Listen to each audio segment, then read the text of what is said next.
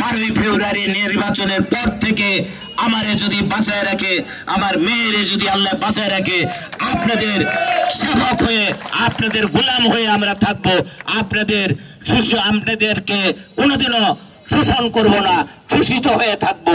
আপনারা যাতে আমার কাছে, আমাদের কাছে অনায়াসে যেতে পারেন, চাইতে পারেন, বলতে পারেন। আজকে ধন্যবাদ জানাচ্ছি আমি আমার জেলা বিএনপির সুযোগ্য সদস্য সচিব অধ্যক্ষ ABM মামুনুর রশিদ পলাশকে, এবং কি আমার ছোট ভাই আকরামুজ্জামান রাহাত শওকত, অত্যন্ত সুন্দর একটা আমাদের বিপু সুন্দর একটা মিছিল নিয়ে আসছে, স্বপন ভাই আছে, আমাদের যে ইমান বিজয় আপনারা চিনে আনতে পারবেন। আর একটি কথা বললো আতাহারুল ইসলাম আতা যুবদলের বিপ্লবী সাধারণ সম্পাদক, ও কিন্তু গেছে গা, আমি জানি ভালো করে, ও কিন্তু গেছে গা, কথা বলে শেষ পুইটে গেছে। তো জবাবটা তো নিয়ে যাবে। যদি শেরপুরের 4,47,000 ভোটার, 4,47,000 ভোটারের মধ্যে যদি আপনার ময়মনসিংহ বিভাগে ডাক্তার সানসিলা জাবরিন প্রিয়াঙ্কাকে দানের শীষে যদি ফার্স্ট করতে পারেন, ভোটের মাধ্যমে পাস না, শুধু ফার্স্ট হইতে হবে, লেটার মার্ক পাইতে হবে, লেটার মার্কও না, 80 না, 80-র উপরে 99% মার্ক পাইতে হবে, তাহলে আমাদের গাড়িতে ইনশাল্লাহ ফ্ল্যাগ উঠবে। এটা আমি ইনশাল্লাহ আপনাদেরকে সাথে নিয়ে,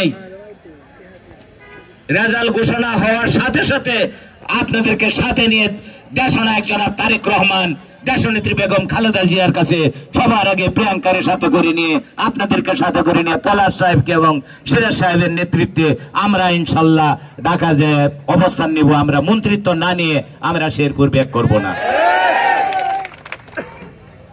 4 নম্বর ওয়ার্ডের কি আরো কোনো অভাব থাকবে?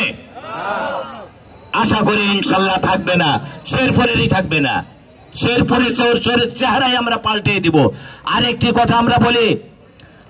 কথা আমি বলি, আতিক 25 বছর এমপি ছিল, আর 1 বছর 26 বছর ছিল আরেক ডাকাত, 26 বছর আওয়ামী লীগের এখানের এমপি ছিল, কোন উন্নয়ন হয় নাই 26 বছরে।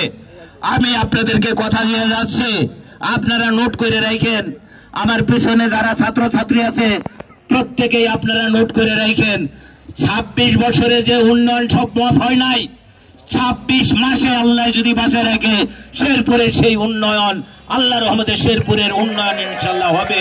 আমরা মিলন জুয়েল সকলকেই আমি আবারও আমার অন্তরের অন্তঃস্থল থেকে ধন্যবাদ দিয়ে আমি আমার সংক্ষিপ্ত কথা এখানে শেষ করছি। বাংলাদেশ জিন্দাবাদ।